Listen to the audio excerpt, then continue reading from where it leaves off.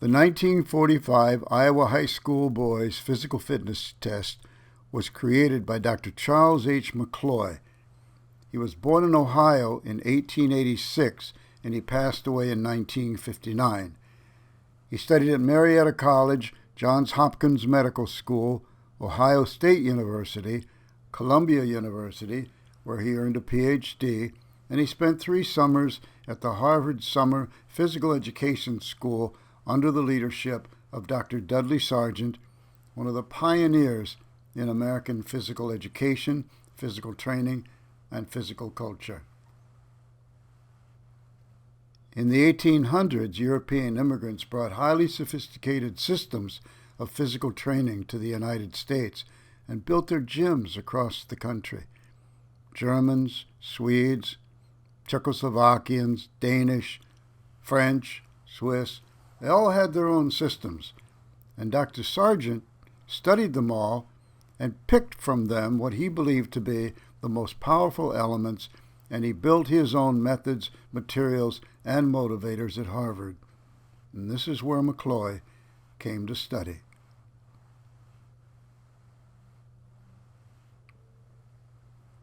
This is the German system. Indianapolis, Indiana, they were called the Turners. This is the University of Northern Iowa, a women's physical education class. I don't know where this was taken, but it sure is a beautiful old gym.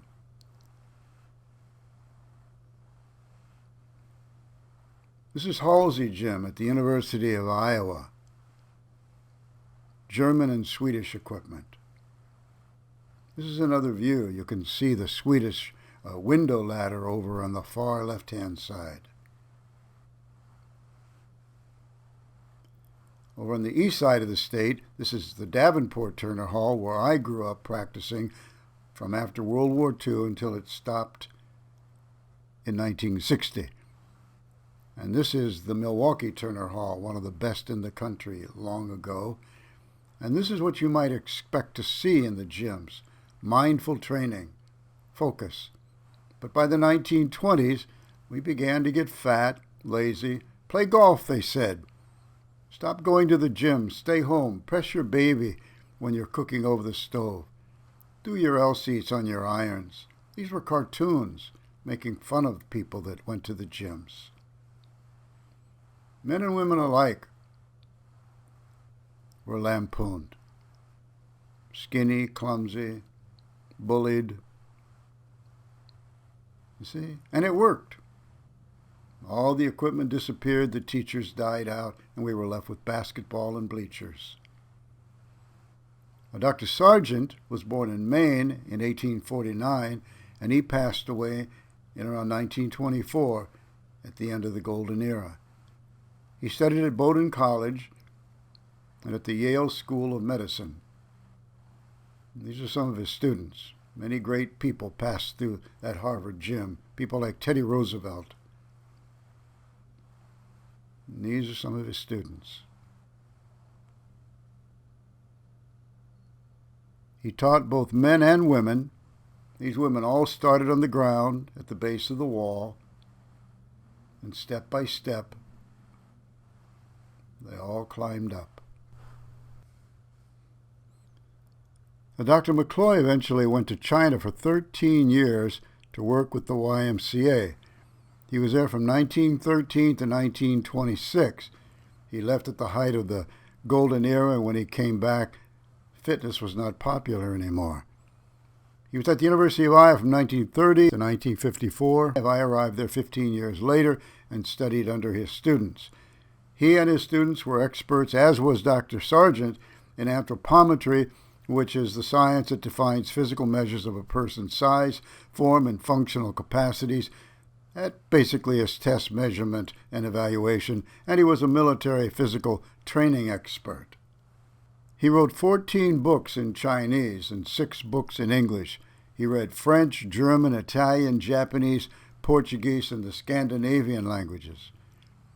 And he was an advocate of collecting data and testing and measuring the students to see exactly what their capacities were and how he might improve them on an individual basis.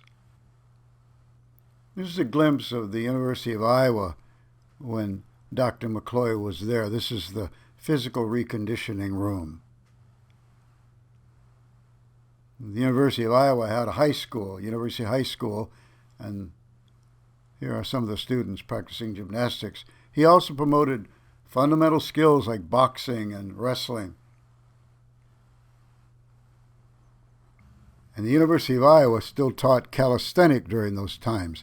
Now, the word calisthenic comes from two Greek words, kalos and stenos. It means beautiful strength. So it must be both beautiful and it must be strong. Okay, and now the test.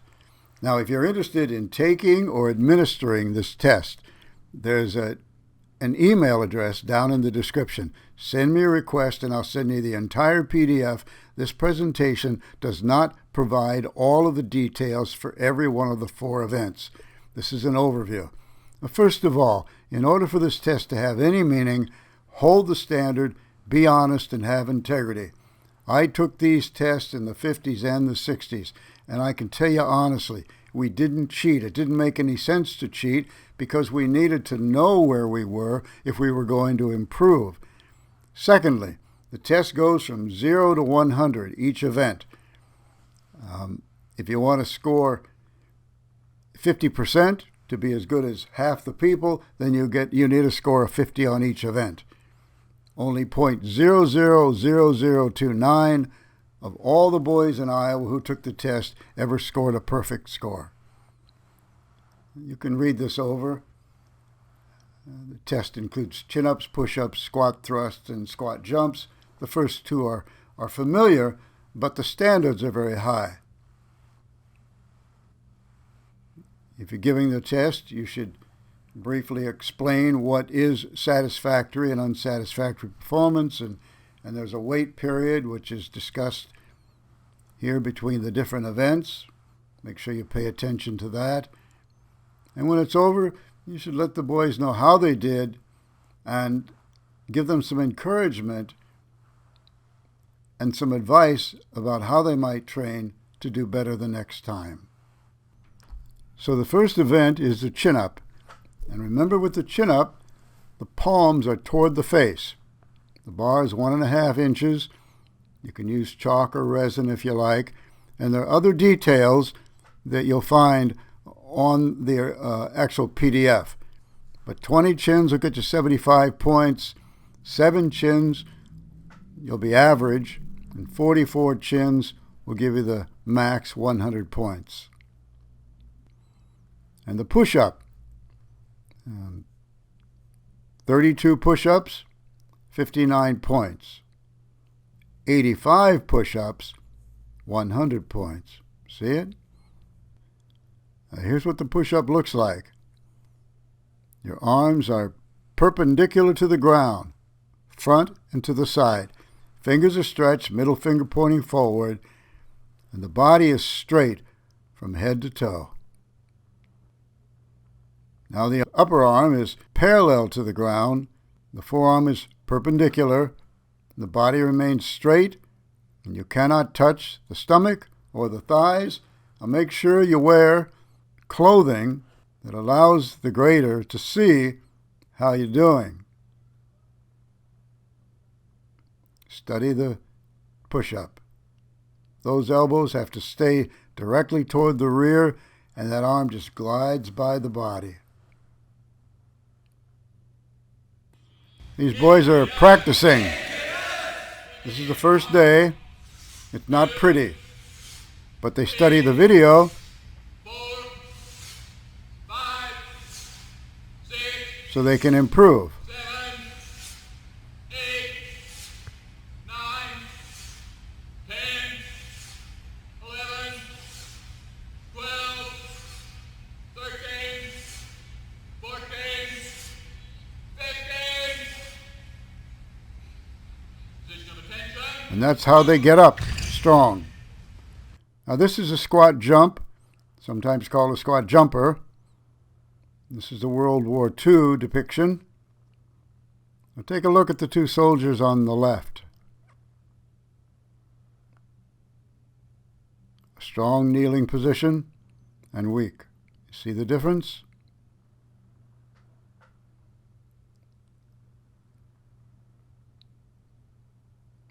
This is what it looks like. Now this one isn't going to count. He didn't go low enough. But these trainees are looking good. Now here's a lead-up drill, the squat stepper. Next exercise is the squat stepper. The squat stepper! Squat stepper is an 8-count exercise done at a slow cadence. Start position. In cadence. In cadence! Begin. 1, 2, 3, 4, 5, 6, Two boys on the front are good. The boy in the center, you see the knees, 3, a 4, little bit wobbly. 5, 6, Feet are too far apart. 1, 2, 3, 4, 5, 6, 7. Position of attention. Now 49 squat jumps will get you 64 points. Can you see it? 169 will get you that 100 points. Now there's a 1 minute time on the squat thrust, but the squat jumps you do until you can do no more or until you fail technically. But you need 169 squat jumps to max this test.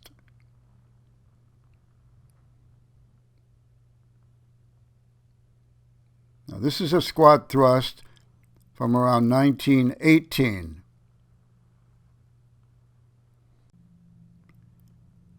On the left, 1941. On the right, 2005. Here's some National Guard soldiers practicing the squat thrust. Can you see the strength and the weakness? Take a look.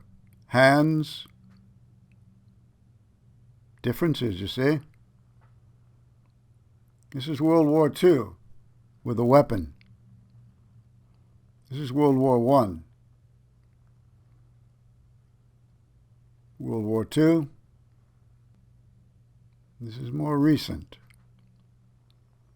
Here are some boys teaching one another the squat thrust.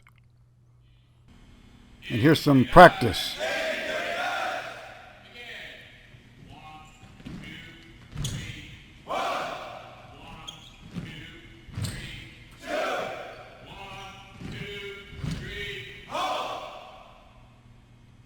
And now some final comments.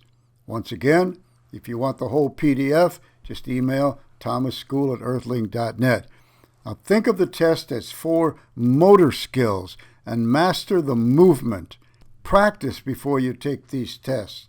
Practice, test, practice, retest, etc. And understand that there are hundreds of these motor skills tests that you can take. Record yourself taking the test. Study the movements. Figure out what it takes to do those movements more perfectly. 1 perfect push-up is better than 1,000 poor push-ups. Always hold the standard. Stay honest, both in the training and the testing. Record your scores and perhaps post them in the comments below. Share your training tips. And even create a YouTube channel and post your training and testing and link it down below so that you can share what you're doing with other people. Now finally, I'm going to give you a piece of advice that I learned a long time ago when I was in high school practicing all of this from a philosopher by the name of Paul.